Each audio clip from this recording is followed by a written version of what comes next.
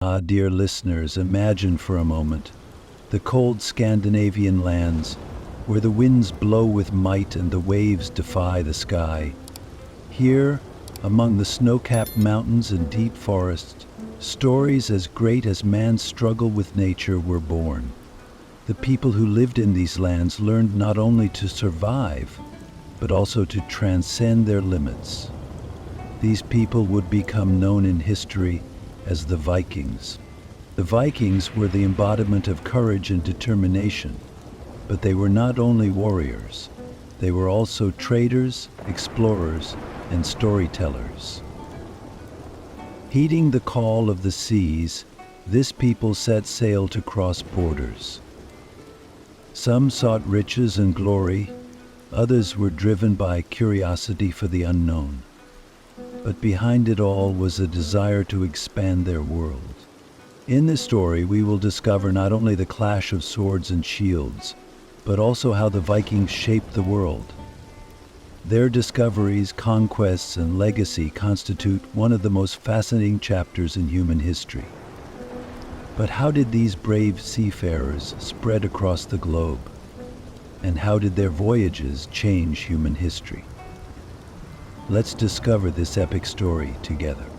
My friends, now I take you back to the depths of time, to the cold and harsh lands of Scandinavia, a land where man's struggle with nature became an art. The harsh climate of the north was a force that both shaped and tested man. The long, dark winters and short, cool summers caused the people living in these lands to learn to live in harmony with nature, instead of waiting for its mercy. Everything was shaped around the resilience and creativity that this challenging geography brings to people. The Vikings were the children of this land. The vast forests, craggy mountains, and deep fjords of Scandinavia were their playground. But behind this beauty lay a harsh reality. The land was not fertile, so agriculture was limited. Fishing, hunting, and animal husbandry were essential for survival. In the harsh conditions of winter, finding a warm shelter and enough food was a vital matter. This is why the Vikings developed resilience against the harsh conditions of nature and found ways to survive. But mere survival was not enough. Life required constant struggle and achievement. Their social structure was also shaped according to these challenges. The Vikings were a people who valued the community more than the individual. Clans were the cornerstone of this community structure.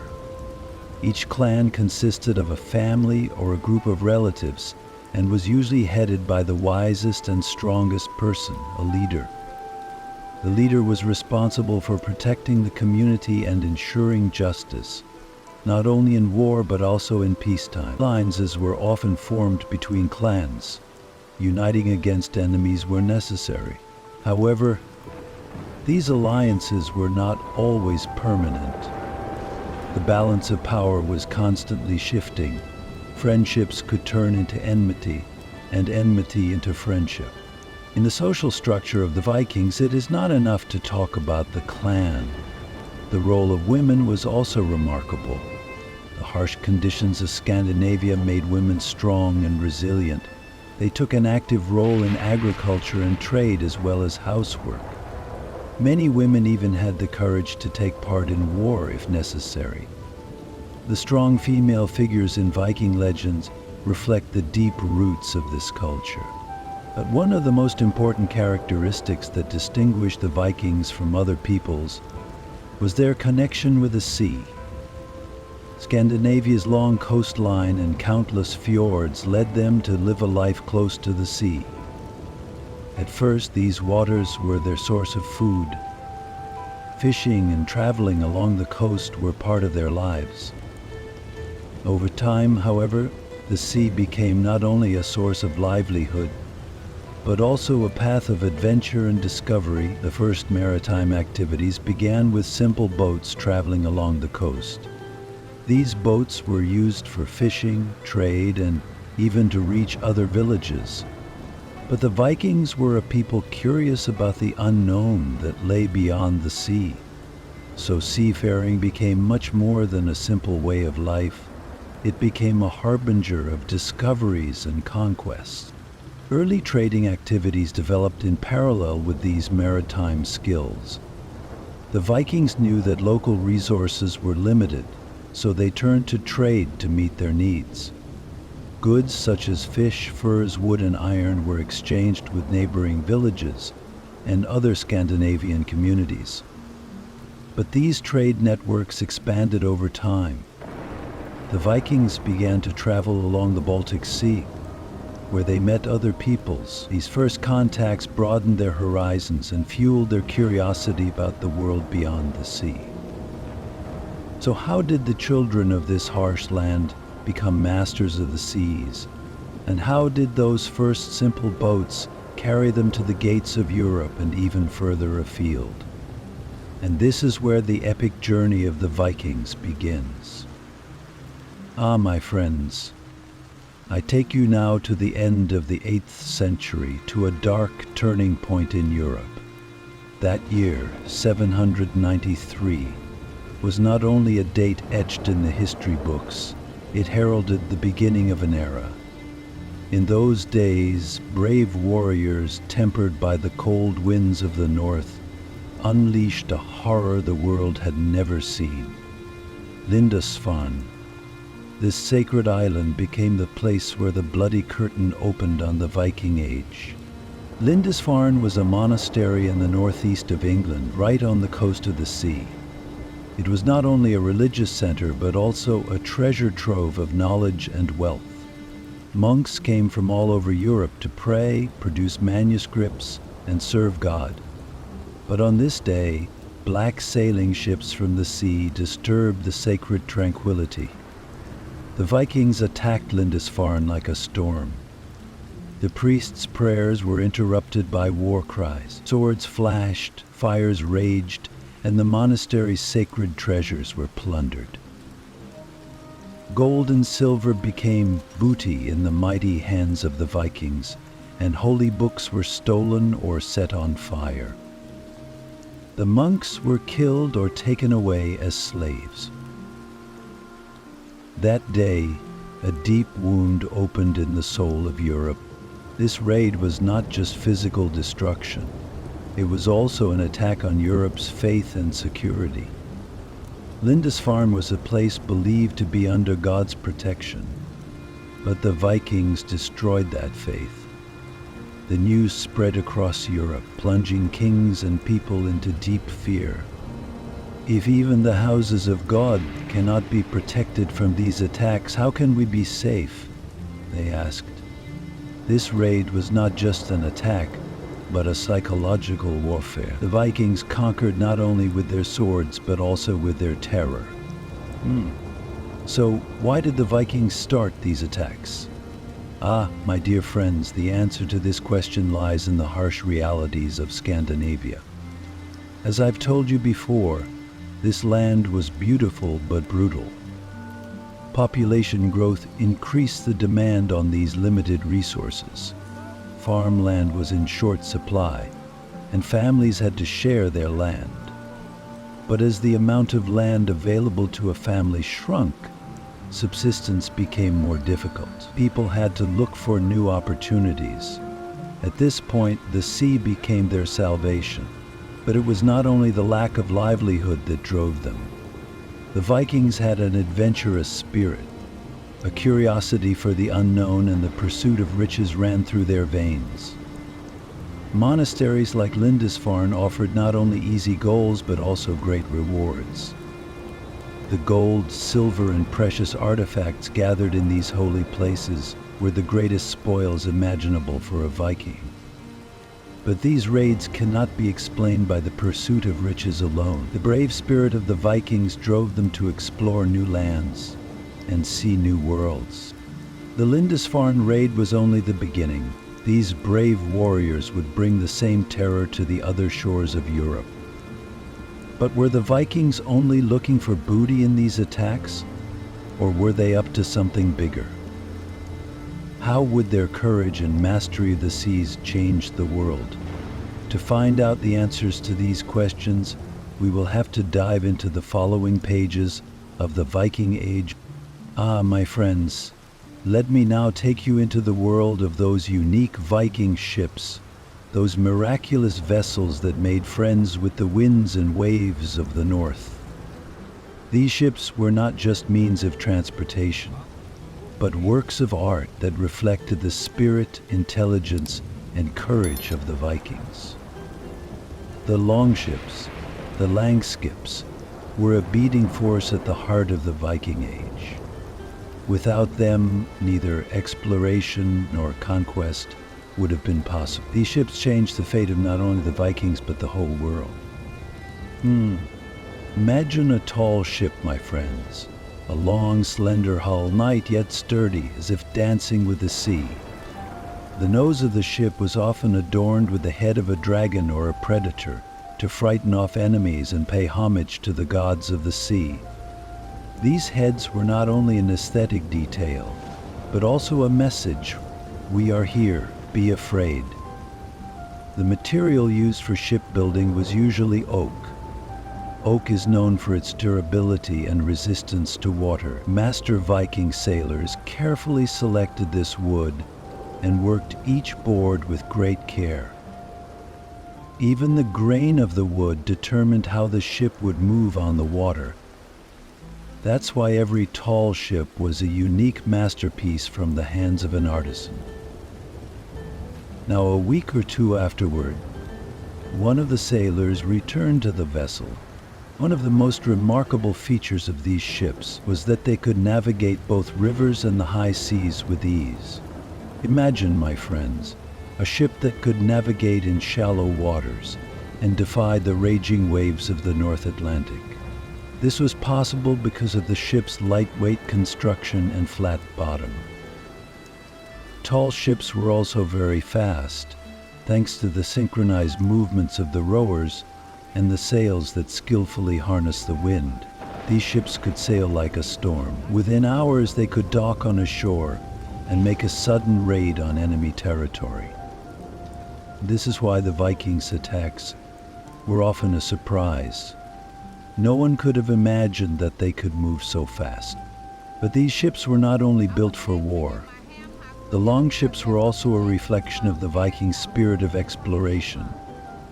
Without them, the Vikings would never have discovered the volcanic lands of Iceland, the icy shores of Greenland, or the then unknown coast of the Americas. The ship's large sails and sturdy construction made them ideal for long distances. With these ships, the Vikings not only reached new lands, but also expanded trade routes, met different cultures, and enriched their own world. All ships were the most tangible symbols of the Vikings' challenge to the world. Thanks to them, the Vikings went down in history not only as warriors, but also as traders, explorers, and sailors. But what great conquests did the Vikings, carried by these unique ships, turn their supremacy at sea into? And how did these conquests change world history? So, dear friends, in our next story we will pursue these questions. My dear friends, I will now take you on the epic journey of the Vikings across Western Europe. It is a story not only of swords and shields, but also of ambition, intelligence, and the struggle for survival. With the courage they brought from the harsh lands of their birth, the Vikings left their mark not only on the seas, but also in the heart of Western Europe. Let's trace this unforgettable adventure together. It all started when they set foot on the lush green lands of England with the winds of the north at their backs. The first attacks began in the late 8th century. Monasteries such as Lindisfarne were among the Vikings' first targets. These holy places were full of riches, such as gold and silver, and were vulnerable. But the Vikings' attacks were not just about plunder. These raids were the beginning of the northern warriors' interest in Western Europe. They made their way along England's coastal towns and rivers, crossing rivers such as the Thames and the Severn in their ships and reaching far inland. Each attack left Western Europe with a mixture of fear and admiration. After England, the Vikings turned their eyes to the fertile lands of France. Ah, my friends, think about it. In 845, the Vikings, led by Ragnar Lodbrok, marched along the Seine River and reached Paris. This was not just an attack, but a challenge. Ragnar offered the then powerful Frankish king Charles the Skinhead to leave Paris in exchange for a huge ransom. Rumor has it that the gold the Frankish king paid was as legendary as the courage Ragnar carried on his ships. This once again showed the kingdoms of Western Europe how serious a threat the Vikings posed. However, these attacks also demonstrated the Vikings' skill in diplomacy and strategy, because they were not only warriors, but also shrewd merchants and politicians. But the Vikings' influence in Western Europe was not limited to plunder and attacks. In England, especially with the formation of the region known as the Danelaw, the Vikings began to settle permanently in these lands. The Danelaw was a region covering the eastern and northern parts of England, where Viking law and culture prevailed. Here the Vikings brought their traditions and way of life to the English lands. They farmed, expanded trade routes, and mingled with the local population.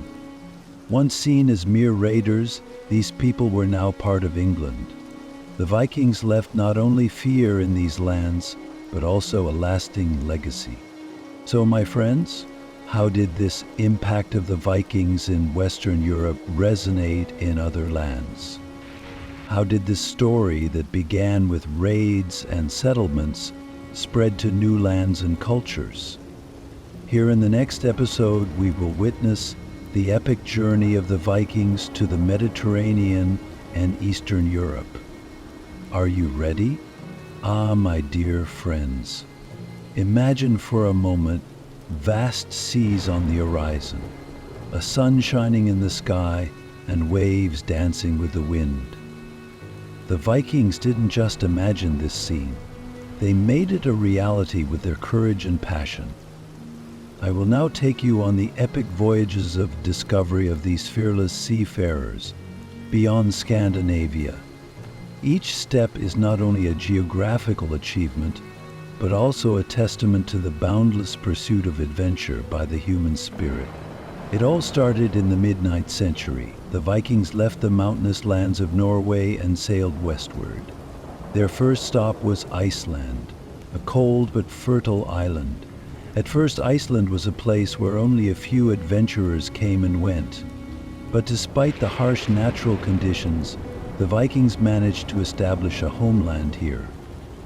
Between volcanic soils and geysers spouting steam, a new life sprouted. The first settlers of Iceland brought with them not only food and animals, but also the stories and traditions of Norse mythology. Thus, this remote island became a carrier of Viking culture. Still today, Iceland's history is shaped by the perseverance and survival of the Vikings. But the Vikings' adventures did not end there.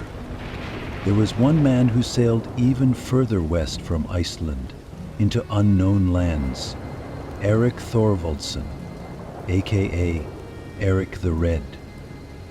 Ah, Eric. He had a soul as fiery as his red hair. Exiled from Norway, then unable to find a place in Iceland, Eric set off in search of a new world.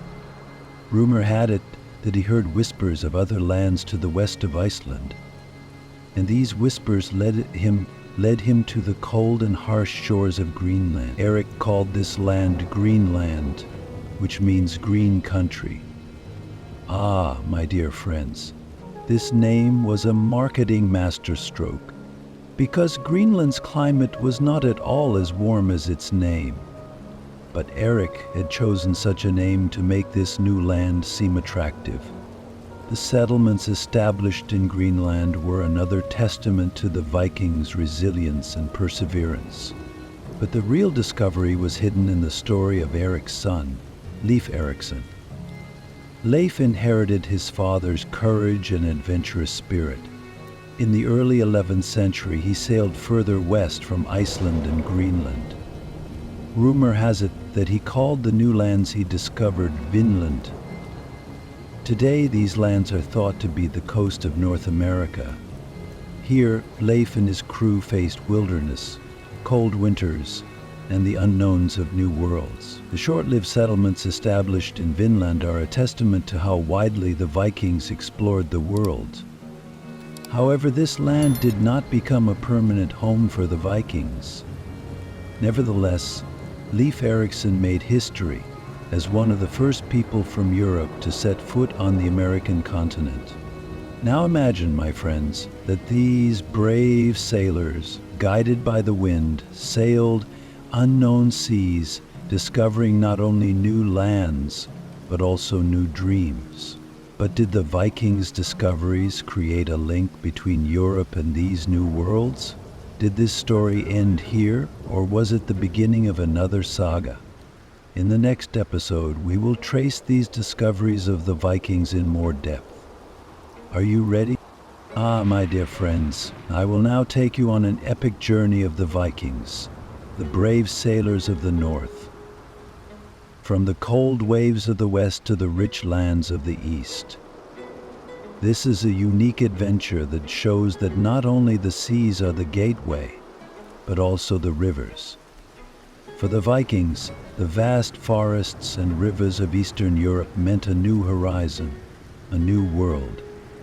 And this world has been shaped not only by discoveries, but also by an enduring legacy. The Vikings' journey eastward started from the Baltic Sea and continued along the Daugava, Dnieper, and Volga rivers. For the Vikings, these rivers were not only waterways, but also gateways to riches and new opportunities. In these regions, where they became known as the Varangians, these brave sailors encountered Slavic communities. At first, these encounters were limited to trade. Amber, furs, wax, and precious metals were the most important trade goods carried by the Vikings. But over time, the Vikings became not only traders, but also settlers and rulers in these lands. When we look at the early history of Russia, we see that the Vikings left a deep mark on this land. According to rumors, even the name of Russia came from a tribe of Vikings known as Rus. Vikings had a great influence on the founding and governance of cities like Kiev and Novgorod. The Rurik dynasty took over and established order in these lands. Rurik and his descendants made these lands not only trading centers, but also powerful political structures. The impact of the Vikings in these regions was felt not just for a generation, but for centuries. Indeed, but the Vikings' story in the east did not end there. They traveled even further south, to the heart of the Byzantine Empire. Constantinople. Once the center of the world with its golden domes, magnificent palaces, and crowded markets, this city was both a target and an opportunity for the Vikings. The relationship between Byzantine landed in the middle of the Viking world, where Viking missions began to serve as mercenaries in the Byzantine Empire's army. These soldiers became known as the Varangian Guard and became the most trusted protectors of the Byzantine emperors. Imagine these warriors from the cold lands of the north, now guarding the palace of one of the richest and most powerful empires in the world. Their courage and loyalty became a legend in Byzantine history. The Vikings established ties with Byzantium not only as warriors, but also as merchants and diplomats. In the markets of Constantinople, Vikings' valuable goods such as furs and amber were exchanged for gold and silk. This trade brought not only wealth, but also a cultural exchange. From Byzantium, the Vikings carried not only goods, but also knowledge, art, and technology. My friends, the adventures of the Vikings in the East were not just a journey, but a bridge between two worlds. And how did this bridge shape the Vikings' own culture? How did the splendor of Byzantium and the vastness of Slavic lands change their world? In the next installment, we will trace these cultural interactions and take a closer look at the Vikings' legacy. Are you ready? My dear friends, I will now introduce you to another side of the brave and enterprising spirits of the North. As much as the clash of steel on the battlefields, the silent gliding of the Vikings' merchant ships on the water shaped their world. These brave sailors were not only sword-swinging warriors, but also the most skilled merchants of their time. They had established a trade network that stretched from the cold lands of Scandinavia to the warm ports of the Mediterranean and even to the spice-scented markets of the Middle East.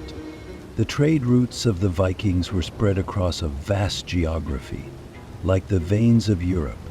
Setting out from their villages in the north, the traders crossed the Baltic Sea, descended into the rivers of Eastern Europe, and from there reached the Black Sea and Constantinople, the glorious capital of Byzantium. Another route ran from the coasts of Western Europe to the English Channel, and from there to the interior of France and England. But the most remarkable aspect of the Vikings' trade network was their connections with the Mediterranean and the Middle East. Imagine a ship sailing from the icy waters of the north, eventually reaching the warm markets of Baghdad. It was not only a trade, but also a meeting of civilizations. So what did the Vikings trade? Their ships carried furs from the cold forests of Scandinavia, amber from the Baltic coast, and ornaments made from the teeth of the animals they hunted. These goods were exchanged for pearls from the Mediterranean, silks from Byzantium, and spices from the Middle East. But the Vikings were not just merchants carrying goods.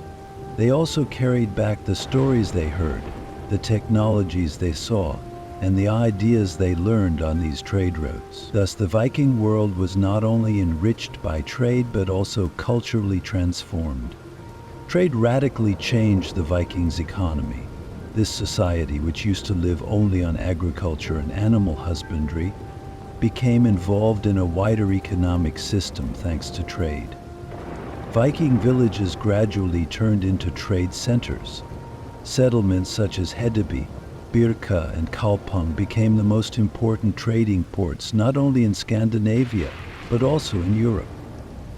While these ports became symbols of the Vikings' economic power, they also became symbols of cultural interaction. In Hedeby, a Viking could talk to a merchant from Byzantium, listen to exotic tales of the Middle East, or examine a piece of silk from Constantinople by hand. The impact of trade was not only economic, my friends. This vast trade network also changed the Vikings' view of the world.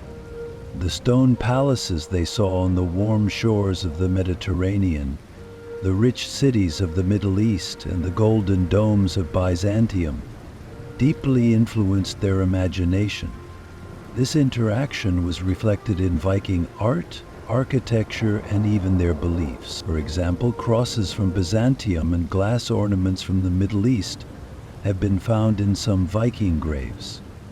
This shows that the Vikings were not only traders, but also culture bearers. My dear friends, this trading network of the Vikings revolutionized their world. But this vast network brought not only riches, but also dangers. So how did these trade routes shape the Vikings' relations with other civilizations? And could these relationships have been one of the factors that led to their demise? In the next episode, we will look for answers to these questions. Are you ready? Oh, my dear friends, I will now take you to a world carried by the cold winds of the north, echoed by snow-capped mountains. A world of not only swords and ships, but also of gods, giants, and legends. The mythology of the Vikings was a profound force that shaped their spirit and their lives. Under every stone, every tree, and every star lay a story. These stories were not only tales, but also a compass that helped them understand who the Vikings were and how they lived. The Vikings' world of faith was centered around a gigantic world tree called Yggdrasil. This tree not only connected the worlds, but also represented life and destiny itself. Yggdrasil's branches stretched from Asgard, where the gods lived, to Midgard, the world of men, and from there to Hel, the land of the dead. The roots of this tree were a powerful symbol of how Vikings perceived the world. Everything was interconnected. Everything was moving in a cycle. And the gods, oh, the gods. The gods of the Vikings were different from the gods of other peoples. They were beings who looked like humans, but who were also much more powerful than humans. Odin was the father of the gods, known for his quest for wisdom. He was an all-seeing and all-knowing figure who sacrificed his one eye to the well of wisdom.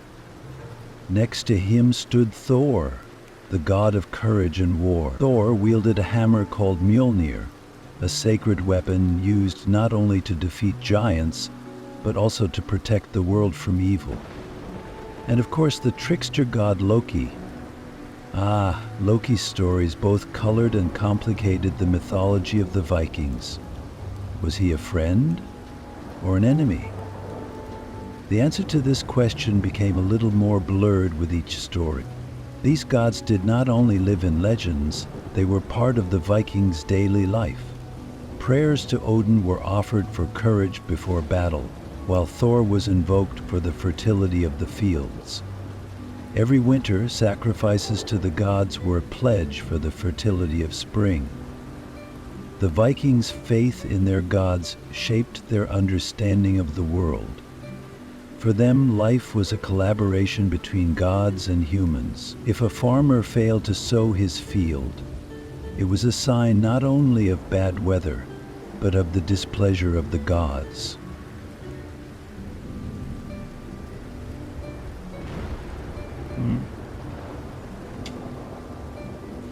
Seeking tree. But the mythology of the Vikings was not limited to the gods. Giants, elves, dwarves, and other supernatural beings also played an important role in their stories. Giants often represented chaos and destruction, while elves were symbols of beauty and magic. These beings were both a threat and a source of inspiration in the Vikings' lives. Every legend tells of encounters between these beings and gods or humans, and these encounters always contained a lesson. And Ragnarok, my friends, Ragnarok, in the mythology of the Vikings, was not an end but a beginning. This doomsday was the final battle of gods and giants. Odin would be devoured by the gigantic wolf Fenrir. Thor would engage in a deadly duel with the world serpent Jormungand. And, in the end, everything would be destroyed in a sea of fire. But with this destruction came hope. A new world would rise from the ashes of Yggdrasil, and new generations of descendants of the gods would rebuild it. Ragnarok symbolized the Vikings' belief in the cycle of life and death. Every end is a new beginning. This belief system had a profound impact on the Vikings' daily life. A Viking who fought bravely on the battlefield did not see death as something to be feared, because dying meant sitting at Odin's table in Valhalla. Valhalla was a place where only brave warriors could go, and here they would prepare for Ragnarok. This belief explained why Vikings were so fearless in battle. For them, death was a reward, not an end. Ah, my dear friends, the mythology and beliefs of the Vikings help us to understand not only who they were, but also why they were so brave, determined, and innovative. But in the next chapter, I will tell you how these beliefs gradually changed and how Christianity spread to the northern lands. What happened when the gods of the Vikings encountered a new faith? Wait, the answer to this question is coming soon. Ah, my dear listeners, tell me, could you imagine that a people tired of the roar of wars and the noise of tall ships sailing in the cold waters of vast oceans would one day make peace with the land? The story of the settling of the Vikings is the story of just such a change. These are the silent steps of an epic that transforms from a world shaped by sword and axe into a story of hands cultivating the land. Once living in the harsh lands of the north, the Vikings were known as warriors and sailors. But not everyone could fight, right? Not everyone could build a ship or venture into distant lands. Those who stayed behind lived in the shadow of the steep mountains and deep valleys of Scandinavia. The soil was not fertile in this region, but it was stubborn, like the courage of the Vikings. In the small patches they carved out of the forests, they grew their first crops. Grains like wheat, barley, and oats helped them through the harsh winters. A farmer's hands may have been different from a warrior's, but their determination in digging the soil was as strong as a hand fighting with an axe. Villages were born in this period, dear friends. At first, small settlements were just a few families coming together. But over time, these communities began to grow. Everyone had a role. Some tended the crops, others grazed their animals. Ah, those animals. Sheep, goats, even cattle became loyal residents of the Viking farms. Small, sturdy wooden houses were built in the villages. They were a warm shelter on long winter nights. Families gathered around the fire, listening to tales from the elders and growing up with stories of their gods and heroes. Shikungadan. But the Vikings were not limited to Scandinavia. Their status as warlike sailors gave them the opportunity to explore the fertile lands of Europe. With the settlements they established in England, France, and other regions, agriculture and village life became part of Viking culture. Especially the Danelaw region in England is one of the most prominent examples of the Vikings' transition to settled life. In this region, the Vikings not only practiced farming, but also mingled with the local peoples of Europe. They developed agricultural techniques and even left their mark on the cultural fabric of these lands. While all this was happening, my dear friends, important changes also took place in the social structure of the Vikings. The strength of a tribe was now measured not only by the number of its warriors, but also by the fertility of its land and the stability of its villages. Being rooted in the land meant both strength and stability. Over time, these settlements created their own rules and lifestyles, opening the doors to a major transformation. But this change was not easy. Being tied to the land meant leaving the free sailing of the seas behind. How do you think a people can adapt to a path so contrary to their nature? This is where the story of the Vikings gets interesting. Because their sedentarization was not only a way of life, but also a cultural evolution. But dear listeners, to find out exactly how this transformation took place and what the challenges were, we need to dig a little deeper, don't we? In our next story, we will discuss the finer details of this major change in the social structure of the Vikings. But first, how did they find a place for themselves in such different lands? Well, how about finding the answer to that? My dear friends, Would you like to go back in time and witness the spiritual journey of the Vikings? In the Scandinavian lands, the harsh winds of the north and the bitter cold of winter made not only their bodies strong, but also their souls strong as steel. For centuries, the Vikings' beliefs were as wild as nature and as majestic as their gods. For them, the wisdom of Odin, the strength of Thor, and the grace of Freya were felt in every moment of life. But then, whispers began to be heard. These distant whispers carried the story of a new god, a god who preached peace, a life of love and eternal salvation. This was the beginning of the introduction to Christianity. Initially, Christianity reached Viking lands through trade routes. Imagine, it was not only exotic spices and precious fabrics that the seas brought. Soul-changing ideas, beliefs, and values were also carried by ship. Missionaries from the Christian lands of Europe began to set foot in the villages and towns of the Vikings. At first, of course, they were greeted as strangers. Why were these strangely dressed men talking about the power of Thor or the words of wisdom of Odin? But my dear friends, in time these foreigners were seen not only as merchants and travelers, but as ardent defenders of their faith. The Viking leaders were the first to convert to Christianity. For them, this new religion was not only a matter of faith, but also of power and diplomacy.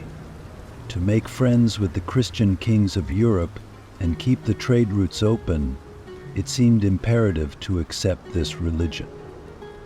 One of the first to take the first big step was King Harald Gormson of Denmark.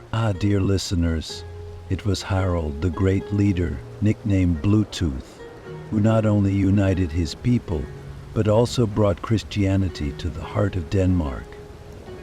Following in his footsteps, other leaders ensured that this new faith took root across Viking lands. But my friends, this conversion was not easy.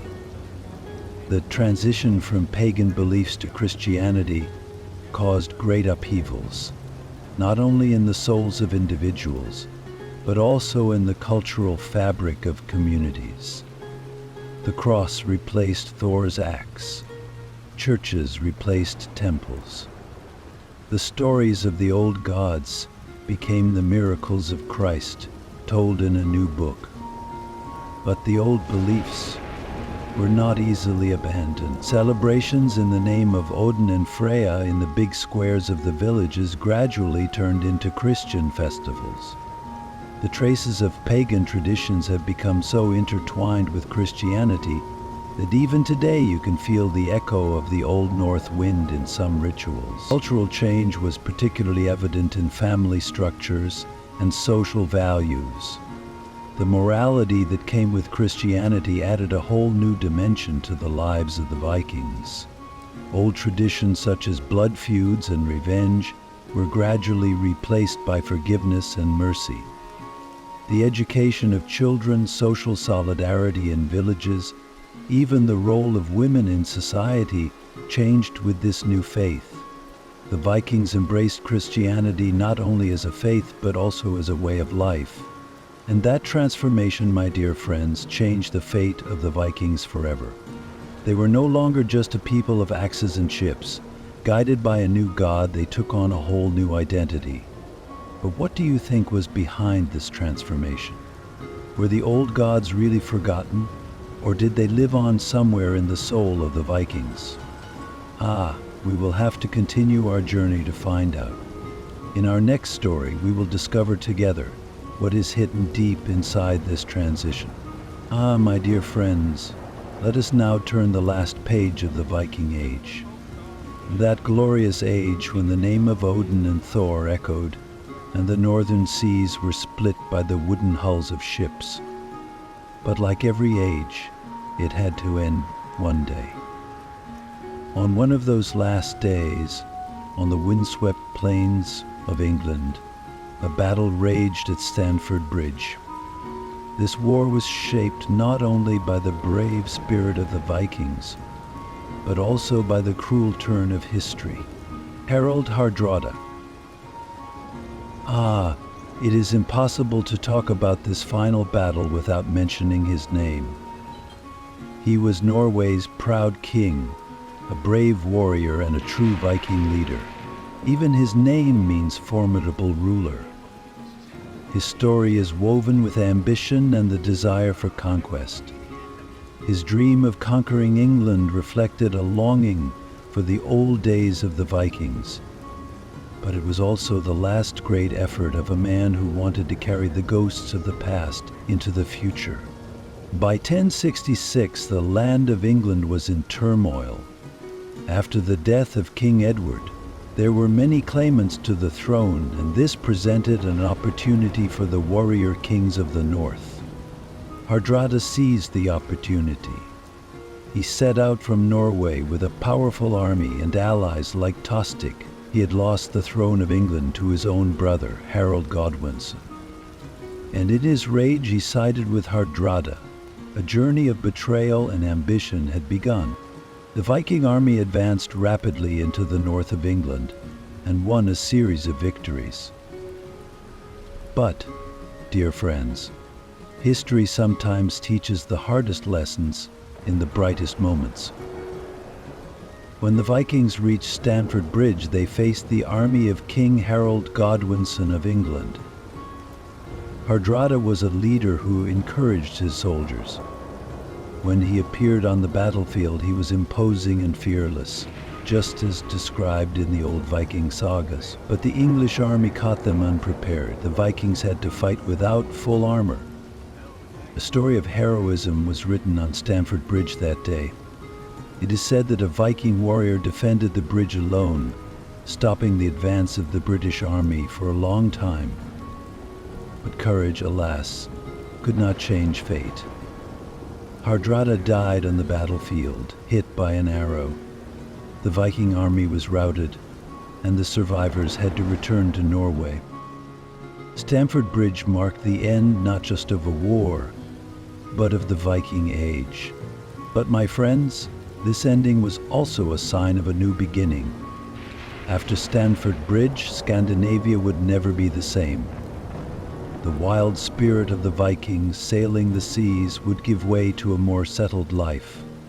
Feudal systems, kingdoms, and Christianity slowly transformed the Scandinavian lands. The Viking Age was over, but their stories, traditions, and legacy would continue to shine a light for new ages. But was this end really an end? How did the Vikings' shadowy legacy live on in the history and culture of Europe? My dear friends, in our next story, we will explore together the unending legacy of the Vikings and their epic impact. My dear friends, the echoes of the Viking Age are not just in the past. Even today, their stories whisper in our ears like the waves of the sea. The mighty warriors, the brave explorers, and of course the masterful legends. But do all these stories reflect the truth? Or are they just legends woven in the mists of the past? Let's explore this fascinating heritage together and look for the truth behind the legends. The Vikings have a strong place in our modern culture. From movies to television series, books to video games, we see their stories everywhere. We often see Viking helmets and pointed horns. But wait, my friends. The truth is that there is no historical evidence that Vikings wore horned helmets. Perhaps this horned image grew up in the imagination of their enemies and spread around the world through their artwork. Yet the helmets of Viking warriors were simple, functional, and designed for the demands of war. But strangely enough, horned helmets became part of the legendary image of the Vikings. As a result, the English word for a Viking helmet was not the one written by a pagan who more than 3,000. Another myth is that the Vikings were just bloodshedding, pillaging barbarians. To correct this misconception, we need to take a journey into the depths of history. The Vikings were warriors, of course, but they were also farmers, traders, and excellent sailors. They traded with lands much farther away than their own, returning to Scandinavia with ships full of spices, silks, and silver. Even today, their seafaring knowledge and mastery of shipbuilding is awe-inspiring. Viking ships, with their durability and speed, revolutionized not only warfare but also exploration. Let's not forget that they were the first Europeans to set foot in North America. This goes beyond the plunder and war aspect of the story and shows their explorer spirit. But, my dear friends, it is their mythology where myth and reality intertwine. Norse mythology, with gods like Odin, Thor, and Loki, lives on in popular culture even today. The stories of this mythology offer a window into the Vikings' way of life, their fears and hopes. For example, the legend of Ragnarok, the last battle of the gods, tells how the Vikings faced death and bravely accepted it. The same courage is reflected in their lives on the stage of history. It can be difficult to separate myths and legends from facts.